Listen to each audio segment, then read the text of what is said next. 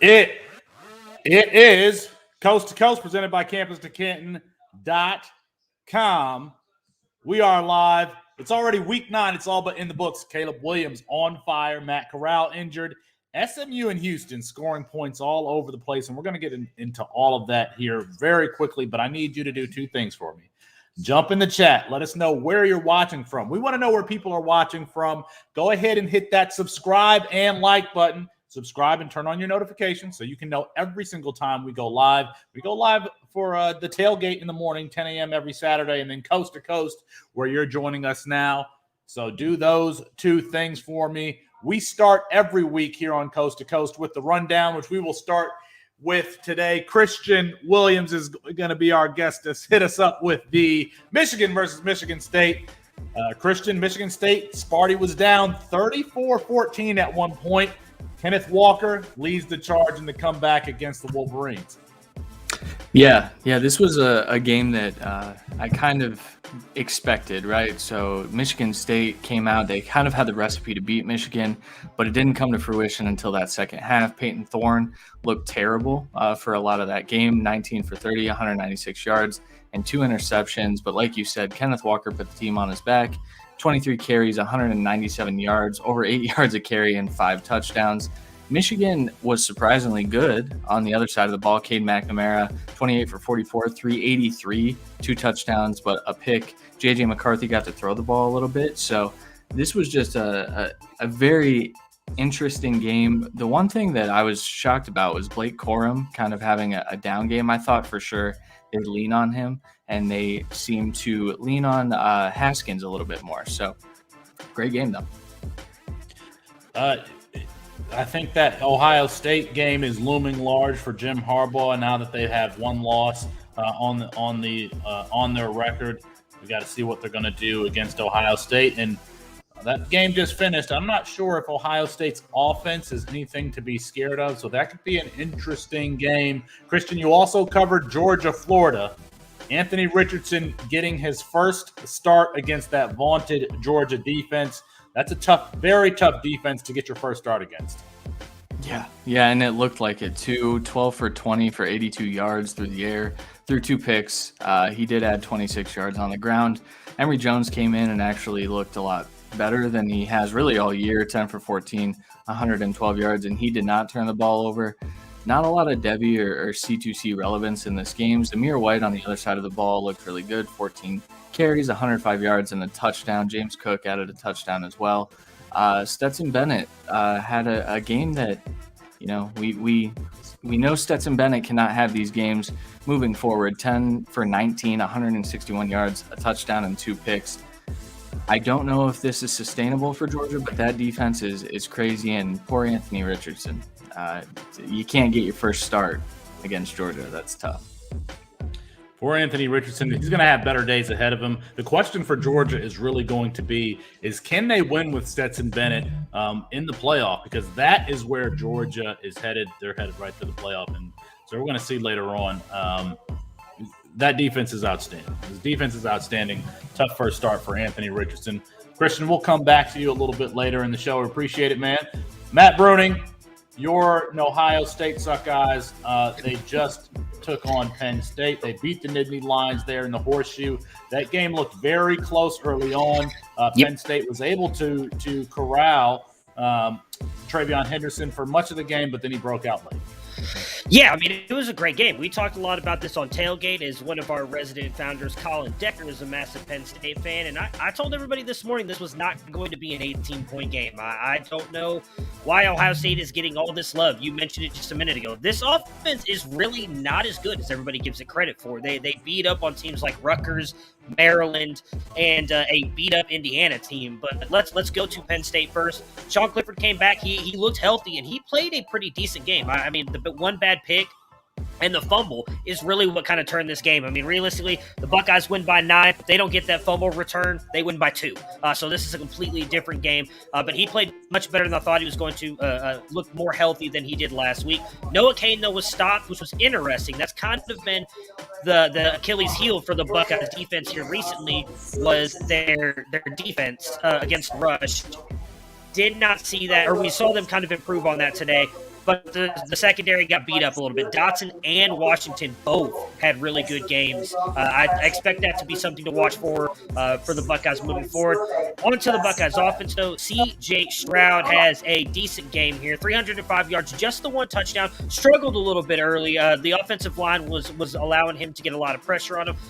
Was over making some bad throws like he was earlier in the season, but they were able to lean on the guy you mentioned, Travion Henderson, who has completely reshaped the way this offense looks since he has taken over. 152 yards on the ground and one touchdown. A couple big runs at the end of the third and fourth quarter as well really kind of set him up for a big day because Penn State was slowing him down early in this game. But, of course, the wide receivers, the guy that C.J. Stroud dumps it off to, again, all three really good. JSN, we said to sit him on tailgate this morning, and it backfired like it always does. 97 yards in this one. Wilson goes 7 for 82, and of course Olave continues his move up the all-time leader touchdown board for the Buckeyes, getting one. I believe he is now 3 away from breaking the record. I imagine he gets that, decent game for them, but they've got some tough games on the schedule moving ahead. It's going to be interesting to see how much more the Buckeyes are tested. I want to see if a defense can get to C.J. Stroud because he can be inaccurate at times, and we can see his wide receivers, their body language. Sometimes they're frustrated with him. You saw Chris Olave on the 4th and 3 play, just kind of where are you throwing that ball? Inaccurate, short, and that would have been a touchdown. And sometimes deep. Stroud can be inaccurate. So I would like to see if a defensive line can get to him, get him frustrated. And there's been more than one occasion where I've seen the receivers for Ohio State appear to be frustrated with C.J. Stroud, who, they were just playing with Justin Fields, so why wouldn't it? Matt, you also covered Texas Tech, Oklahoma. We are running out of things to say about Caleb Williams. This was by far his best game in his short collegiate career. I mean, my goodness. It's ridiculous how good this kid's been. So let's start with Texas Tech. There's not really much to talk about here. Donovan Smith comes in for Columbia, who got beat up a little bit in this one. Goes 192, 1-1. You've got Xavier White had 42 yards and one on the ground, but Eric Ezukanma has another big day here. He's kind of been hit and miss this season. Going to be really an interesting guy to evaluate when it comes to the NFL draft, but 123 yards through the air with one touchdown. But Caleb Williams, I mean, my goodness, 402 through the air, just 7 incompletions, one more incompletion than touchdown passes on the day. He did add some rushing yards, but realistically, he didn't need to. This kid he's amazing. It's crazy to think back to earlier this year when we were doing all this stuff in the offseason talking about, he looks really good, but can't he pass the ball? Was not an efficient and accurate passer in high school. Boy, has that narrative changed in just a couple games for him. I realistically think he's not going to win the Heisman, but I don't see why he shouldn't be in the discussion. He has completely transformed a team that we were talking about losing every single week to, I think, is one of the best offenses in the college football game right now. Kennedy Brooks, not as good as he has in the past couple weeks, so 35 on the ground. And I mean, this has got to be good for yours and Austin's bet. Mario Williams, big day today. Yes, sir. 100 yards through the air and a touchdown. Marvin Mims as well, 135 and 2. Nice catch on the sideline, stays in bounds and runs it for a touchdown. And then Jadon Hazelwood, he's not talked about a lot, but he does get targeted pretty heavily by Caleb Williams. Didn't get a touchdown today, but he's been consistently getting touchdowns and targets from Caleb Williams. Just goes 3 for 40. We also saw the backup Spencer Rattler in this game. And so that's 5 for 5. Things were. 67 yards. Might have another QB battle on our hands. Who knows? Well, we appreciate it, Matt. One guy who is not a backup to anyone is the angriest man on Twitter, and that's Kevin Coleman, the boys _22. Kevin, you covered Ole Miss Auburn for us today. Matt Corral went down in this one with a left ankle injury, and he came back. He's been a warrior all season, but it just didn't have enough to beat Auburn, who is suddenly looking like a dangerous team there. Yeah, to me, Auburn's defense was pretty good. I talked about it on a podcast last week. I said, hey, this is a big test for Corral because playing at Auburn, what can he do? I thought he played okay. He had an interception. He wasn't very efficient tonight, 21 for 37, but he did rush for 46 yards or 45 yards and had a touchdown. So you're going to see that rushing floor that you love so much. So you're going to see that there. Receiving-wise, Jakeer Pearson, he had 7 receptions for 135 yards. No touchdowns there. Drummond didn't do very good. 4 catches, 39 yards. And really, no one really did that great from the offensive stand. Lane really struggled with his with his play calling, going for it on fourth down like against Alabama. He just struggled all the way around. And rushing attacks, you see it there. Snoop didn't do very good. He had a touchdown. Corral did have that touchdown as well. Parrish Jr. did okay, 57 yards. And then Jerry Ely, who everybody was touting was going to be the guy. He's not that guy very much. But on the other side, you have Auburn. Hey, you know what? I'm going to give a shout out to Bo Nix. He's playing very well. And you know what? Their head coach, Harskin, has done a great job there. He's taught him how to fundamentals ever since he got benched earlier off in the season. You can tell that he's running through his progressions. He's getting the best coaching he's ever gotten. And that's a step up for him, and he looks confident. And so I got to give him a shout out. He had 22 for 30, 276 yards and a touchdown. He also had 2 rushing touchdowns. So he's the real reason why they won this game, and he's the reason why PJ lost today. So shout out to Bo Nix. On the other side, also Tank Bigsby, 23 carries, 140 yards and a touchdown. Tank looks like Tank now, and so it's going to be interesting to see their 23 class. We're going to see how good that is. And then I got, Kobe Hudson, 6 catches, 79 yards. Can Kobe be that guy next year for these guys? They were talking about during the broadcast that Tank Bigsby had been kind of spared for early in the season so that he could carry the load later on. And he definitely carried it today. I think that those who have Tank Bigsby should just feel just fine about him on their C2C and Debbie rosters. Kevin, we thought that we were looking around the slate of games today and which additional games should we include on in our coverage here on the rundown. And SMU Houston looked like it could be a shootout, and it absolutely delivered as a fun, high-scoring affair. Yeah, no. Hey, you know what? Houston beat SMU 44-37, and we'll probably have implications. We'll talk about how this is going to impact Cincinnati later. But you know what? Tanner Mordecai, 305 yards, 3 touchdowns. He had an interception. So when you look at him, he did have that mistake that you don't want to see. Other than that, like Ulysses Bentley, the fourth, didn't do very good. Siggers had 44 yards and a touchdown.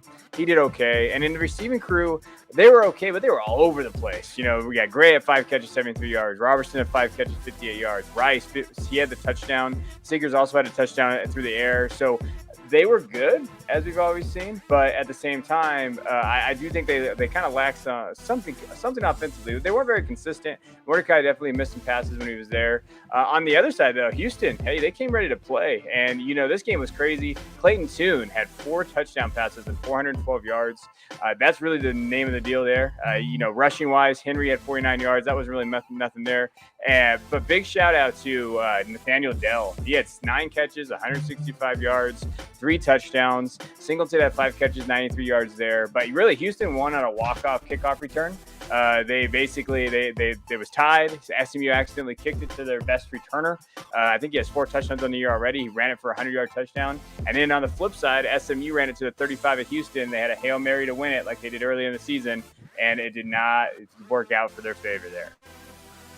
Shout out to Kyle Francis, who gave the tip on Nathaniel Dell in the offseason, and that has absolutely paid off. Kevin, I'm going to turn it over to you and Christian Williams, C. Williams NFL, 2 of the 3 co-hosts of the Debbie Royale, every Tuesday night, live 9:30, and wherever you get your podcast.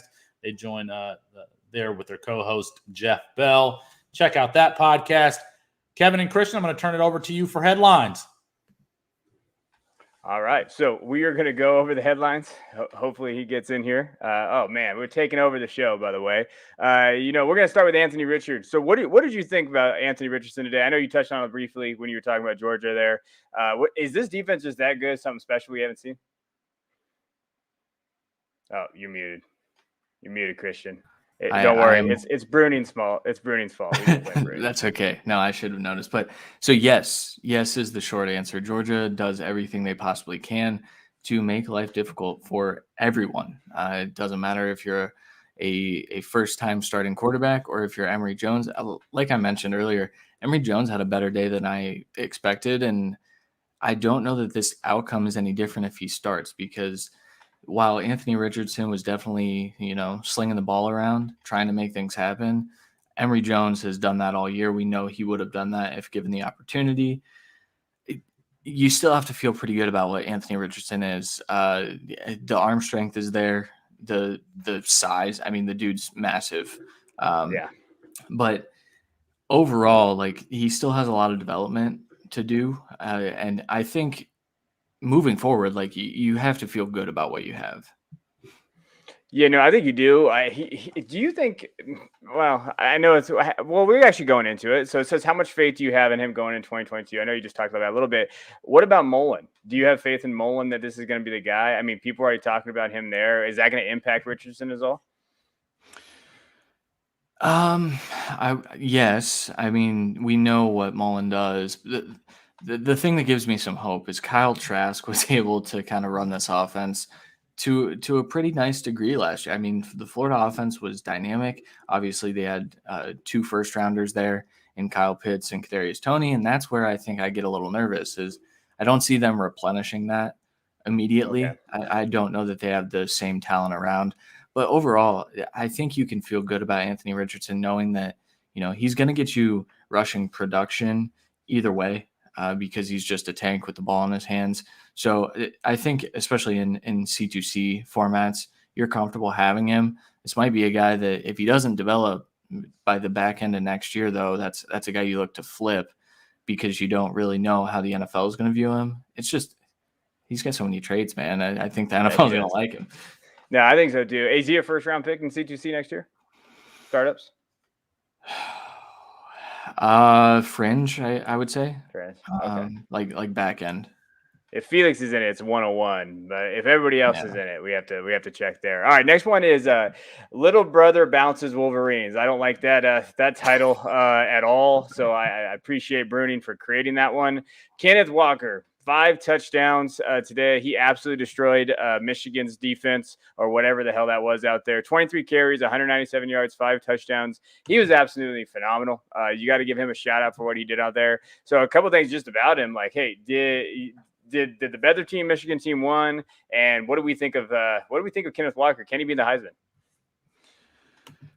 First question.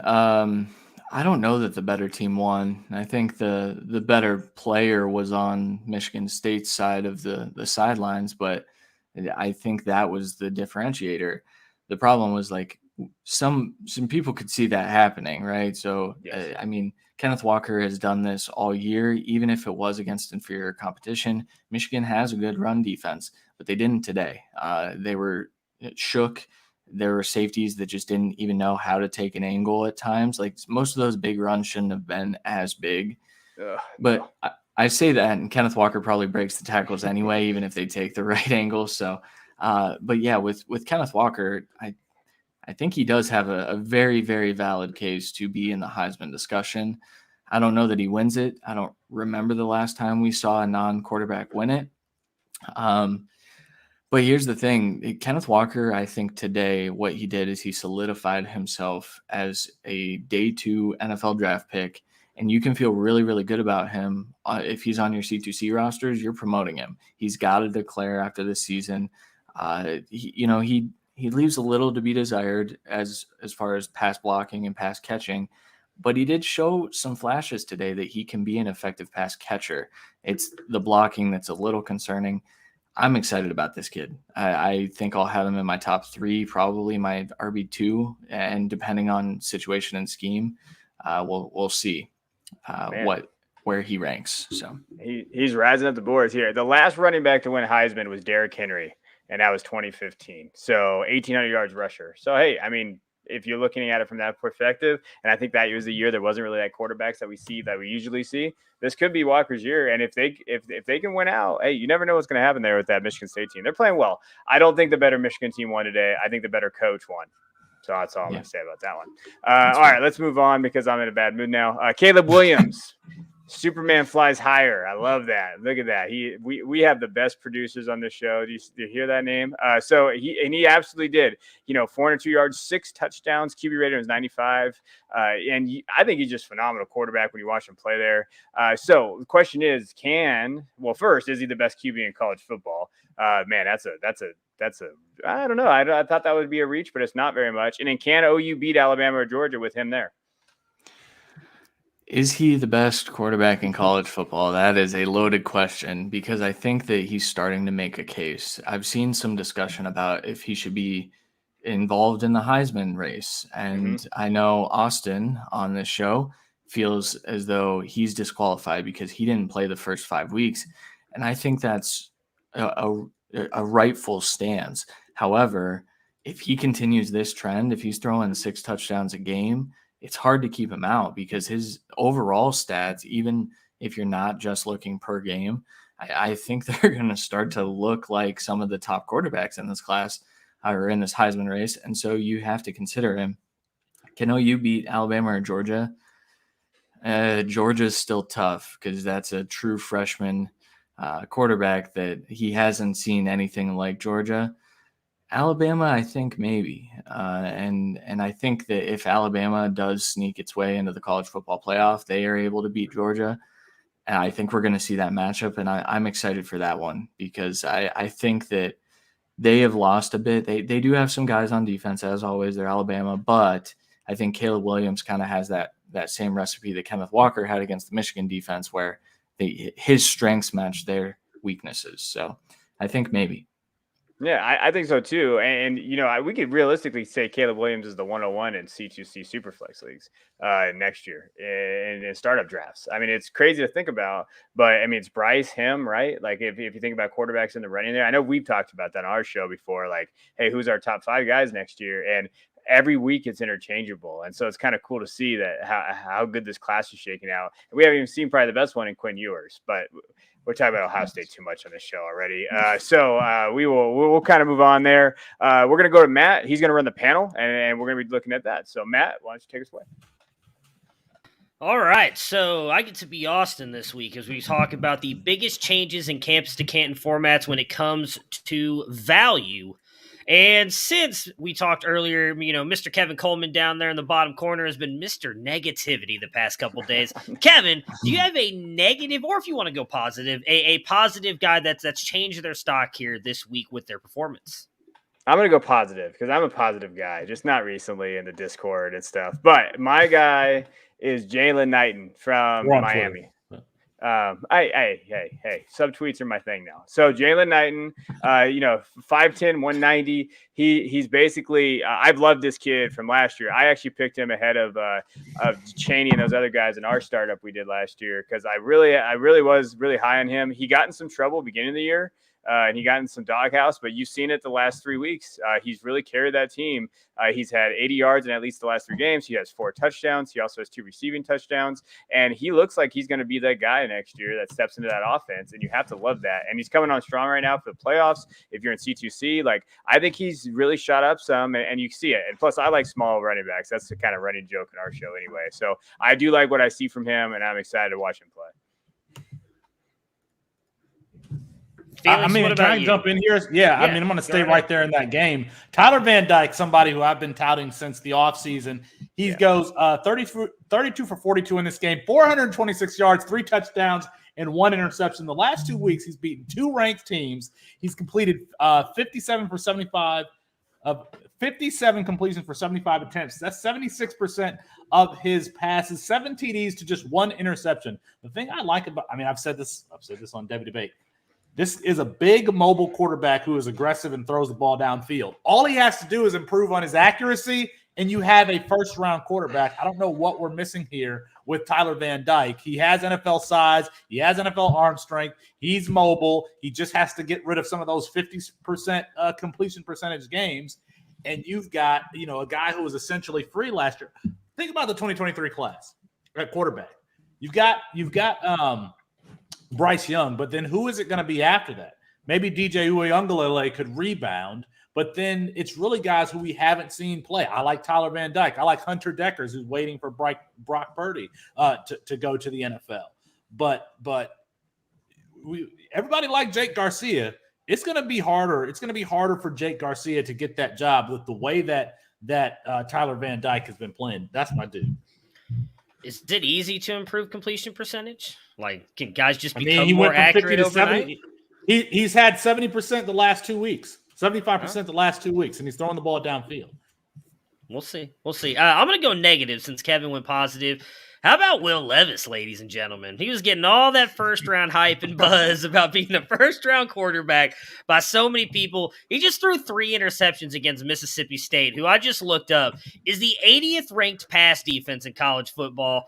he's just not it, folks. So I wanted to throw that out there. Our resident Kentucky fan in our Slack channel was very upset today with the Will Levis performance. So I thought I'd give a little shout out. But I do want to go positive and just say Kenneth Walker. I mean, you guys were just talking about him in the headlines. I definitely think he should at least get invited to the Heisman ceremony with what he's doing. A guy who could not even get touches at Wake Forest goes over to Michigan State, and I think has secured himself day 2 draft capital. Can you imagine if Wake Forest had Kenneth Walker right now? Yeah. Why they never gave him the touches was beyond me. It's something I talked about. I know Jared Wackerly and Brad McDaniels over at Debbie Watch were trying to figure out what happened with that, and he went to Michigan State, and I'm glad he's gotten the touches because he's finally getting to show everybody how good he is. Christian, what have you got? Anything positive or negative for Week 9 performance? Actually, I'm going to pull from that same game. So Andrew Anthony is a freshman receiver. He kind of had a breakout game today, and I say that with hesitancy because I don't know if it's real, but I think that either way his value spiked. He had a carry for 6 yards. He caught 6 balls for 155 and 2, and I purposely didn't mention him earlier. He was really good at catching the football in contested situations. The problem I see is he didn't really separate, and I don't know how sustainable that is, especially moving into next season, assuming that Ronnie Bell does come back following his injury. I'm not sure what kind of role he gets, but for today, I mean, he was the guy, and being a former 3-star, you have to take it with a grain of salt and just hope that it sticks moving forward. But he was impressive. I was very impressed with him. Being the guy from Michigan matters, and he was that. So he has the number 1. Yeah. He has the number 1, and for people who didn't grow up Michigan fans, that is a big deal. David Terrell, Anthony Carter, Braylon Edwards. They didn't even give it to Braylon Edwards, I think, until his junior season. He was 80, and then they gave him number 1 after a good sophomore season. That's weird to me for a true freshman to have number 1, and Jim Harbaugh knows that the history of that number. I mean, but it is significant that he has number 1. We should just throw that out there. I mean, that speed though. That speed was evident. I mean, I was throwing shit at my kid's birthday party when that happened because I was all in on Michigan State to win today. And that kid took it to the house. I was like, oh, it's over with. So I'm very excited. Christian's right. I mean, I guess you could say you're hesitant to call that, and I agree with you because it is just one game. We haven't really seen anything from him up until this point, right? So, but looking at the possible future and scouting ahead, what him and J.J. McCarthy might be able to do in a couple years, that is pretty exciting as long as Jim Harbaugh is out of there, right, Kevin? Yeah, I don't want to talk about it. All right, anybody got anything else? We got to throw out there Nathaniel Dell. Kyle Francis absolutely gave the plug for Nathaniel Dell in the offseason, somebody that you have to – I've been starting him every week. And then Mario Williams. Breakout game, Mario Williams, 100 yards. I think Austin and I have a bet that he would get it's over under 425. So after today, he has about 109 yards to get in 4 or 5 games. I think they'll have 5 games left for the rest of the season. Mario Williams is explosive. He's a twitchy, explosive wide receiver. That's why he was in my top 10 when we started the website. He's moved down since then just because he hasn't been involved. But when you see him on the field, he is twitchy. He is explosive. He can do a lot of different things. And Caleb Williams, the one touchdown he had today, it's because Caleb Williams breaks contain in the pocket. He extends the play and he finds Mario Williams. When you got all these dudes who can run, and Caleb Williams can break contain and create and give you 7 seconds to throw the ball, there's going to be some people running wide open like we saw with Mario Williams today. I think I'm going to get to that number. I think I'm going to get to that 425 yards number. Do you guys think so? Yeah, absolutely. And I think so. I will also mention you did have Mario Williams in your top 10, but you also had mine Williams. Kevin, who else do you got? I just wanted to talk about Travion Henderson, and this hurts me looking at Matt's face. Maybe I should close my eyes. But what I would say here. Oh, this will help you. There you go. Is that better? 20. No, your face is still up there. 28 carries, 152 yards, and a touchdown. And I know people think I'm being facetious when I say he's my running back 1. He's my running back 1 over Bijan. And I don't care what anybody says. I think he's more talented than Bijan Robinson, and I will stand by that. And in 3 years, when he is, all those guys that say, "Oh, you can't be first," I was first on that. I'm just going to put that out there. But I think he's that talented. He's shifty, and you've noticed that run that he got caught on. I know he got caught on the 2. Did you see that slight little move he gave? That I think it was a safety in an open field, and just that little twitch that he had, like he is so special. And so I'm giving him. I think he's the running back 1 in college football. Kevin, please stop screaming at us, please. I need to go get a massage. I am very high strung right now. Calm down. I need to get a massage. I know. I'm sorry. All right. Yeah. Christian, what else you got? I've got one more, and it's a guy that people have been talking about for a while, so I don't know how much his value really changes, but Kyron Williams went off against North Carolina tonight. 22 carries, 199 yards, and a touchdown. For those keeping track, that is 9 yards per carry. He broke 2 big runs. The reason I say his value changed is I think with Kyron, you have to look at his size and say, what kind of capital is he going to get? I think he is putting himself in the conversation with the top 3 guys, if you include Kenneth Walker in with Spiller and Brees. I think Kyron's right there with them. So I think he's going to be a day 2 pick. And I think that some people might be a little nervous about that because of his size. So you can still take advantage of that. But you've got to do it now. You really have to do it now. Learn how to point, Felix. Yeah, I'm one of those people, and I still am a little bit worried about his size. But the one thing I will continually give him credit for is he is not afraid to take anybody on in pass blocking, and I do think that matters. It's something in our argument, Felix, I did give him credit for that. I just don't know how good he's going to be between the tackles at the NFL level, but he has been good. I watched that game. He was phenomenal tonight. Granted, UNC's defense, I could probably get 10 yards a carry. Just kidding. But there, UNC's defense not great, but he's been amazing. After those first couple weeks where he struggled, he has really turned it on. He has been very, very good this season. All right. Unless anybody has anything else, I think it's time to go left coast check-in with Mr. Felix Sharp and Kevin Coleman. Yes? No? Let's bring in the angry man himself. He's already Kevin here. Coleman. I'll have to bring him in, but Hopefully, yeah. Well, I mean, hopefully he doesn't bite my head off. It's a very angry person. Kevin Coleman, co-host of the Devy Royale, Devy contributor at Fantasy Pros, contributor at campus2canton.com. You can find him at DuBois_22. And Kevin joins us every week for the Left Coast check-in. Kevin, we got some good ones. We got some good ones on the slate today. UCLA at Utah. What's going on there? Yeah, Utah's kicking UCLA's ass right now at halftime, 28-10. Garbers obviously is playing for UCLA, DTR being out. He has an interception, only 76 yards. Charbonnet has 40 yards and a touchdown. And after that, it hasn't really been anything on the UCLA side. But on the Utah side, they're just leaning on Tavion Thomas. He's looked very good tonight. He has 9 carries for 63 yards and 3 touchdowns. So he's averaged just over 10, just give or take, 8 yards a carry. He looks great.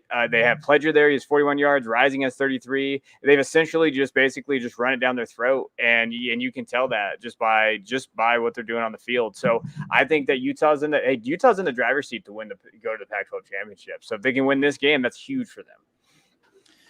Kevin, I'm playing against a lot of Virginia Mountaineers, and I just looked at the score, and I wanted to make sure I understood that this was the right quarter.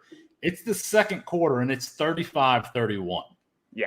Yeah, you're probably losing, Felix, in those games. 35-31, and you know what? BYU was up 21-7 in the first quarter, and Virginia scored 28 points here in the second quarter. Armstrong has 231 yards and 2 touchdowns, but he also has 71 yards rushing and 2 touchdowns. So he's got 4 touchdowns already. We're looking at maybe Armstrong. He could have 6, 7, 8 touchdowns here down the stretch. It's only the first half. Wicks has 112 yards and a touchdown. Woods has a touchdown for Virginia on the receiving side. On the other side, on BYU, Jaron Hall's looked good this year. 221 yards and a touchdown. He has a touchdown through the ground. Tyler Algier has 66 yards and 2 touchdowns. And give a shout out to my guy that I still kept on one of my C2C rosters is Puka Nakua, I think is how you say his last name, 6'2", 210 sophomore. I just remember him because I stole him from Alfred, and I didn't know who Alfred was at that time. But now that I did that, I'm really excited I did that. 6 catches, 90 yards, and a touchdown. He looks great, and give a shout out to him. And then I think it's his brother has 2 catches, 67 yards, and no touchdowns. So there's gonna be a high scoring game. I wonder what the over under was on this. And I'm sure it was. It wasn't 66 points already the first half. Alfred goes on so many vacations, we don't know who he is either at campuscan.com. Kevin, a team that is near and dear to my heart is the Fresno State Bulldogs. Yes. They don't get enough respect. They're taking on the 24th ranked team in San Diego State. And how is Jake Hayner and company looking? Hey, they look great. As a Fresno State ticket holder, I appreciate your support out there for us. But hey, Hayner's got 180 yards and a touchdown tonight, 16 for 24. He's looked very efficient. But the big story, to me, is Jordan Mims. And Mims played amazing last week against Nevada. You saw what he could do on the ground. And I think, he's 9 carries, 97 yards with Ronnie Rivers being hurt and a touchdown. So give us a shout out there. Cropper only has 63 yards and 5 catches, but they spread the ball around a little bit. Weefall, who is there on the Fresno State side, he has 47 yards and a touchdown. I like Weefall, but he was struggling last week for drops, but it seems like he's turned that around. On the flip side, San Diego State, really they run the ball. That's pretty much what their MO has been, but they haven't done that. They do have a touchdown. It's 2017. Fresno State is winning. And when you look at where the touchdown came from, Elijah Koth, the young tight end, I believe, wide receiver tight end, he's got 100 yards. 105 yards there. So it looks like if San Diego State has an incredible defense, but that offense is lacking, I can't see them coming back here unless Fresno State just absolutely collapses. Jake Hayner is must-see television, in my opinion. I love that. He's one of my favorite players in college football. Kevin, Washington and Stanford, Tanner McKee identified as a top quarterback according to Mel Kiper in this class. I don't know that he's going to come out, but he is 3 years removed from high school. And boy, oh boy, is this score at halftime a very much a Washington-Stanford type scoring game. This might be the worst game of the weekend in terms of just like entertainment value. I guarantee, as I know someone on the Pac-12, I know there's no one in Stanford right now. It's Washington 9, Stanford 3. Tanner McKee has 123 yards. He does have an interception. On the ground, it's nothing. The most yards is Pete with 13 yards. Austin Jones, my guy, he has not had a good year this year. 3 carries, 9 yards there. EJ Smith has 1 carry, so nothing there. And receiving-wise, no one's really done anything in this game. On the flip side, Washington has nothing. I don't even know what to say here. Dylan Morris has 10 completions for 70 yards, but this is just a defensive game, it looks like. And it's probably going to be the first team to 17 is going to win this thing. I don't know if I'd rather have Dylan Morris or Graham Mertz, but boy, oh boy, that's some boring football. We appreciate it, Kevin. Appreciate you always joining us. Let's bring everybody else back in here. Gentlemen, we're close to wrapping up here, but we need to cover some things that we didn't cover earlier on in the show. Miami at Pitt. You got Kenny Pickett, who has been touted as a potential number 1 quarterback in the 2022 class, taking on Tyler Van Dyke. I'm going to ask you, and just jump in here. Who has the higher ceiling? Which quarterback has the higher ceiling? Kenny Pickett or Tyler Van Dyke? Such a crappy question. It's such a me-centric question. It's such a you can tell who drafted this question. It's, I'll say Pickett right now. But I'll be honest, I have not looked at Tyler Van Dyke the way you have. I really haven't. And that's someone I need to go look more into. But the fact that Pickett's getting first-round draft buzz, whether I believe it or not, again, I'll say Mel Kiper, is what he is. He's somewhat plugged in, right? I mean, he's been what he's been doing for a long time. Yeah. So I don't know that Van Dyke will ever get first-round draft buzz. Now, I could be wrong. I really could on that. But for me, I don't see it. I mean, you mentioned the 2023 guys. I like how you just conveniently left out C.J. Stroud, who, say what you want, has been out producing Tyler Van Dyke. There's other players that I think will jump Van Dyke. I don't know that he's good. But again, I've only seen him live in 2 games. Definitely someone I will go back and look at just because I like to prove you wrong. So I'm excited to dive in more into him this offseason and let you know what I think. Kenny Pickett, he had over 500 yards passing today himself. So, okay. Braylon Allen. We thought that Jalen Berger was going to be the running back at Wisconsin. He's not even with the team anymore. And Braylon Allen has been really good. You're talking about a guy who is 6'2", 230 pounds, almost 240 pounds. I mean, size ain't going to be a question for him. And he's playing well for a Wisconsin running back. Is he the next great Wisconsin RB? Oh, Christian, you're muted. Keeps happening. It keeps happening. I'm sorry. I was going to say, I don't know that I'm there yet. I think we need to see, because like you said, everyone thought Jalen Berger was that based on a year of production. And I just need to see it again. And I don't know that we're going to get the next great Wisconsin running back like we had prior to, the last couple. But I'm still hesitant on Braylon. Yeah, I am too. I'm hesitant there. Can I mention one thing from this game since I'm being angry today? Spencer Petras is the worst starting quarterback in college football. Like he is. Have you seen him throw the balls out there? My 4-year-old can throw better balls than that, and I think he got benched today. But that was a bad game from Petras. I mean, he hails from Northern California too. That sucks. But yeah, Allen. I think like Richard talked about. I don't know. I don't know what this Wisconsin team is going to look like. I think they look okay, but they got to get a real quarterback. I know Mertz played okay today, but they really lean on their rushing attack is there. I like him, but I think he's going to get overdrafted next year in leagues because I think they're going to think that he's going to have that production like Wisconsin running back. So I probably won't have him on any of my rosters. Yeah, I mean, Kevin, you're going to scare any kids who listen to this later on. Go ahead. That's all right. No, I was just going to say I want to see more of them. I mean, the great thing about Wisconsin is that's what they do. They produce running backs, and if he actually gets the workload over the next 2 years, maybe he will be. But I think it's too early to say right now, is he going to be the next best? Because as both those guys just mentioned, I mean, Berger was a guy was being drafted in the first round, even in the offseason when he was injured, and there were talks about having issues. We all still drafted him in the first CFF. I'm sorry, in CFF leagues, not C2C. Wow. Calm down there, Felix. He was going in probably third or fourth in C2C. No, God, no. I don't draft anybody in the Big Ten unless they're on the Ohio State Buckeyes. I refuse to. So, just out of... That's actually not bad.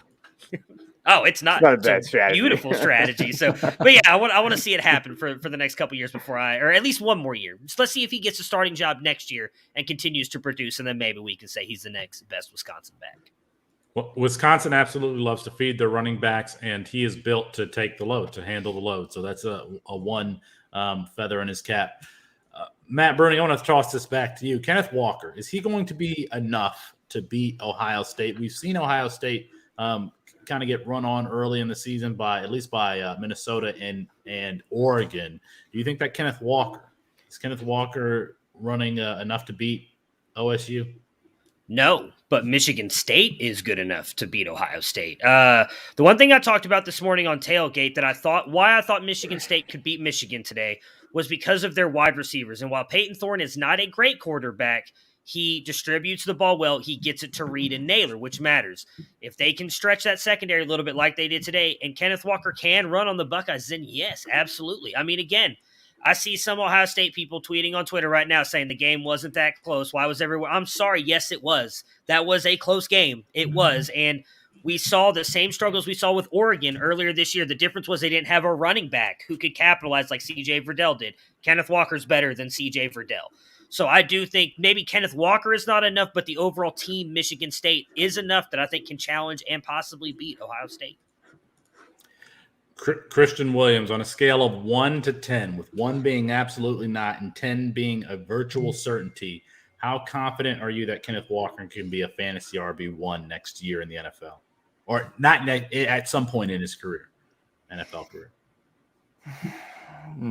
Like a 6, and I'd say 4 weeks ago, this was probably a 3, I do, like I mentioned earlier, the pass catching stuff, I'm not sure what's there because they don't use the running backs like that. But today we saw a glimpse of what he can be. He had a one-handed grab behind him.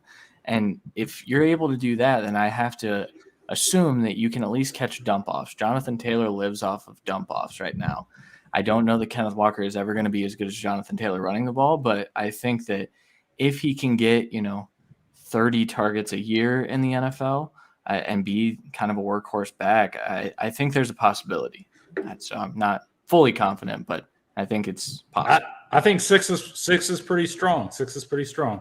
All right, Kevin Coleman, Christian Williams, we appreciate you all joining us on the show today. You can find Kevin at DuBois_22, and he joins us every week for the Left Coast Check-In. Christian Williams, you can find him at C. Williams NFL, and you can find them both along with Jeff Bell on the Debbie Royale Tuesday nights at 9:30, and then wherever you get your podcast. Gentlemen, we appreciate it. Thank you. Thanks, guys. Thanks, guys. See ya. Matt, next week's storylines. I mean, we're starting to get to the close of the season, and that means Maction returns. So we need for people to remember to get their lineups ready. The Tuesday and Wednesday night games. Ladarius Jefferson, Bryant Koback, Sky Moore, Khalil Pimpleton. They are all playing Tuesday and Wednesday. So get those C2C lineups set early in the week. What else are you looking forward to next week? I'm looking forward to you speaking with your microphone. Look at that. on. LSU Alabama. That's a game that I'm looking forward to. But I'm with you. I'm looking forward to being able to watch football every single day of the week starting next week. I mean, that's going to be great. Yes. It's fun for us who love college football. Obviously, the big one that a lot of people are going to be talking about, especially after the game he had today where Liberty went out and put up 62 points, is going to be that Liberty versus Ole Miss game. Now, Matt Corral a little bit beat up as we saw in that game today, but two guys who are getting a lot of first-round draft buzz getting to go against each other. And I think it's going to be Liberty's biggest test. We've seen that Malik Willis has struggled against some of these lower-tier teams, throwing a lot of interceptions. They've lost more games than I think a lot of people thought. A lot of people thought they were going to be undefeated coming into this game. What will he look like against this Ole Miss team? I think it's going to be a very interesting game to watch. Yeah, absolutely. You're right about having football every single day. There are some days where I look at the guide on Tuesday. I'm like, no, there's no football game on, but that changes next week. The other thing I'm looking forward to is this Wake Forest North Carolina game. Wake Forest have been putting up a ton of points their last two games. Hartman has been absolutely outstanding. This game was a shootout in 2020. It's going to be a shootout again. Every time you look up, Josh Downs has 2 catches for 100 yards. And Jakari Roberson the same way. So I cannot wait to watch Wake Forest and North Carolina next week. Anything else you're looking forward to? I think that's it. I was trying to scroll through some more games here, but there's not really a lot of games that are catching my. I mean, you've got interesting games, Texas A&M versus Auburn, but they're both 6-2, so there's not really a lot on the line there. I don't think either one can make the SEC championship game. Maybe Michigan State versus Purdue. I mean, Purdue's played pretty good this year against some Big Ten teams. Does Michigan State have any kind of letdown after going in and beating Michigan in their house today, or in East Lansing today? Do they have any kind of letdown, and maybe Purdue sneaks up on and gets them? I think that could be a very interesting game as well. Well, college football is absolutely the best sport that there is.